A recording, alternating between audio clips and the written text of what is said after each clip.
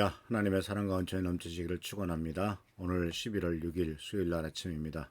오늘도 주님의 큰 도우심과 돌보심 가운데 승리하며 또 모든 일 부족함 없기를 바랍니다. 오늘 말씀은 금주에 계속 보시는 말씀 시편 23편 2절 말씀을 또 다시 묵상하겠습니다.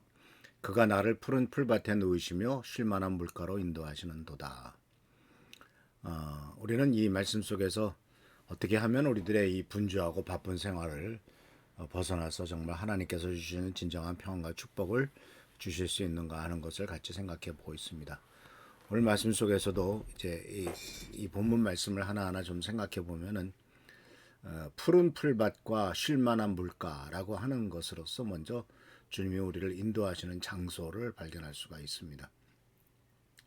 그래서 이 말씀 속에서 바로 하나님께서는 우리가 목자처럼 우리의 평안을, 우리의 필요를 채우시고 평안과 쉼을 제공하시는 분으로 묘사하고 있고요. 이것은 바로 우리 하나님을 믿는 사람들은 하나님 안에서 참된 안식을 찾을 수 있음을 나타내고 있고, 물질적이거나 영적인 필요를 모두 채워주시는 하나님의 세심한 돌보심을 말씀을 통해서 배울 수가 있습니다. 그래서 먼저 우리는 쉴만한 물가와 푸른 초장과 쉴만한 물가라고 표현되고 있던 이 말씀의 의미를 같이 한번 생각해 보려고 합니다. 푸른 초장 또는 푸른 풀밭, 쉴만한 물가는 바로 다른 어떤 것보다도 평안과 안식을 상징적으로 보여주는 것이죠. 또 하나님께서는 우리들이 인간이기 때문에 우리들이 무언가 필요하다는 것을 아십니다. 또 각자에게 필요한 것에 대해서 하나님은 다 관심을 갖고 계시고 그 필요를 채워주시려고 합니다.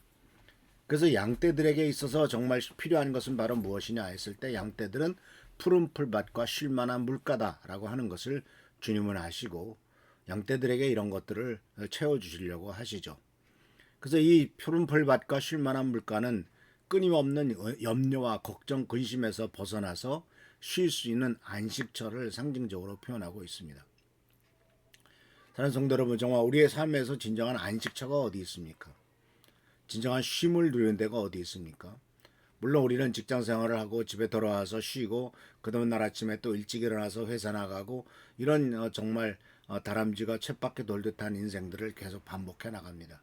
그러다가 급한 일이 생기면 또 그것에 대해서 어려운 일을 힘들고 또 어떤 때는 위험한 일을 당할 때도 있고 하는 이러한 세상의 많은 문제점들과 번잡함 속에서 우리들은 매일매일 살아가게 되는데, 그런 과정 속에서도 하나님께서 우리들을 인도하시는 장소는 바로 푸른 풀밭과 쉴만한 물가다라고 하는 겁니다. 이는 세상의 번잡함 속에서도 하나님 안에서 참된 쉼과 평안을 누릴 수가 있고 그 평안을 오직 주님 안에서만 찾을 수 있다라고 하는 것을 우리들에게 가르쳐주고 있죠.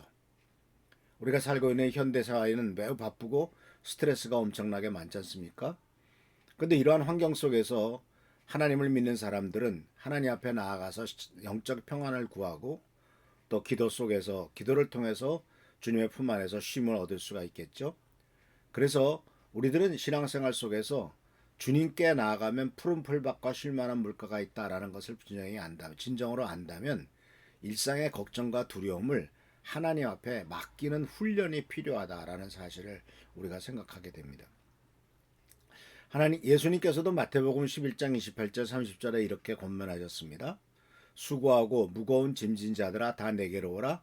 내가 너희를 쉬게 하리라. 나는 마음이 온유하고 겸손하니 나의 멍에를 메고 내게 배우라. 그리하면 너희 마음이 쉼을 얻으리니 이는 내 멍에는 쉽고 내 짐은 가벼움이라 하시니라. 예수께서 하신 아주 유명한 말씀이죠. 수고하고 무거운 짐진 자들은 주님께로 가면은 주님으로부터 주시는 평안함과 쉼을 얻을 수가 있다라는.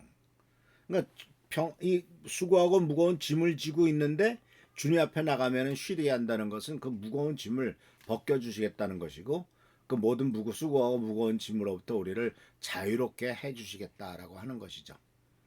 그래서 예수께서는 피곤한 우리들을 주님의 품 안으로 초대하시고 또 참된 쉼을 약속하시는 분이시다라고 하는 사실을 우리는 마태복음 11장 28절에서 30절 말씀 속에서 배웁니다. 그뿐만 아니라 요한복음 14장 27절에서도 주님께서 이렇게 말씀하셨죠. 이제 예수님이 십자가에 달려 돌아가시고 부활하시는 그 많은 어려운 일을 바로 눈앞에 앞두고 있는 이 상황 속에서 예수께서는 제자들에게 평안을 너에게 끼친다. 곧 나의 평안을 너에게 준다. 내가 너에게 주는 것은 세상에 주는 것과 같지 않다.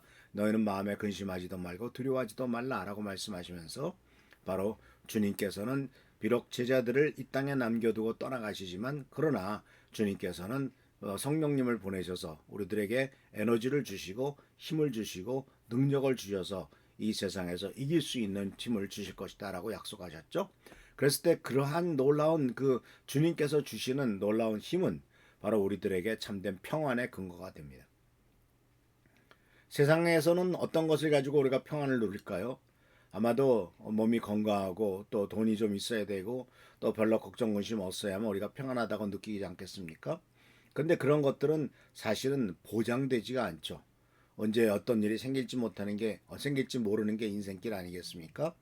그래서 우리들은 불안한 인생, 앞날이 어떻게 될지 모르는 인생에 대해서 거기에서 어떤 근거를 통해서 평안을 찾으려고 하지 말고 주님께서 주시는 평안, 나의 평안이라고 말씀하셨던 주님의 평안을 우리들이 그것을 받으려고 해야 될 것입니다. 주님은 주시겠다고 말씀하셨죠. 그러면 주시겠다고 했으니까 문제는 바로 뭐냐면 주신다는 말씀을 내가 믿음으로 받아들이는 것이 중요하죠. 우리들은 자주 주십시오, 주십시오라고 기도를 많이 하는데 주님께서 야, 여기 있다라고 말씀하실 때 아멘하고 내 거로 받아들이는 것이 많이 부족한 것 같습니다. 내가 너에게 주는 것은 이라고 이미 주님께서 약속하셨는데 자꾸만 달라고 하는 것은 얼마나 어리석은 일입니까? 그 주신 것을 받아 누리고 믿음으로 받아 누려서 마음에 근심하지도 말고 두려워하지도 말라고 하는 주님의 말씀을 내 것으로 삼아서 바로 이러한 주께 맡기는 훈련이 우리들에게 더욱더 필요한 것을 우리는 분명히 알 수가 있습니다. 그래서 오늘 이 말씀 속에서 먼저 푸른 초장과 쉴 만한 물가로 말씀하시는 평안과 안식의 상징을 우리가 믿음으로 받아들이고 또 주님 앞에 거기를 해방하는 걱정과 건심 두려움은 하나님 앞에 맡김으로써 하나님께서 주신 평안과 안식을 누리는 우리 교회 미랄교회 성도님들 되시기를 축원합니다. 하나님께서 우리들에게 계속해서 평안과 안식을 주실 것을 기대하면서 또 그것을 주셨다라고 하는 사실을 믿고 하나님 앞에 감사하는 마음으로 받아들이면서 오늘도 평안과 안식 속에서 살아가는 우리 교회 성도님들 되시기를 축원합니다. 할렐루야 축복합니다. 기도하겠습니다. 오늘도 주님에게 한 축복과 능력과 은총과 은혜 가운데서 새로운 하루가 시작됩니다. 주님 오늘 하루도 주님의 큰 축복 가운데서 보내는 하루가 되도록 하시고 주께 영광과 존귀를 돌리는 하루가 되도록 인도하여 주옵소서. 우리들은 참으로 부족하고 연약합니다. 그러나 주님은 우리들을 항상 사랑하시고 축복하시고 채워주시오니 그 축복과 은혜 가운데 나가도록 하시고 감사하는 마음 우리가 잃지 않도록 주여 도와주옵소서. 오늘도 승리하도록 지켜주시고 보살펴주시고 보호하시고 돌봐주시기를 간절히 바라옵고 예수 그리스도의 이름으로 축복하며 간절히 기도하옵나이다. 아멘. 오늘도 주께서 함께 하시고 축복하실 줄 믿습니다. 할렐루야 축복합니다.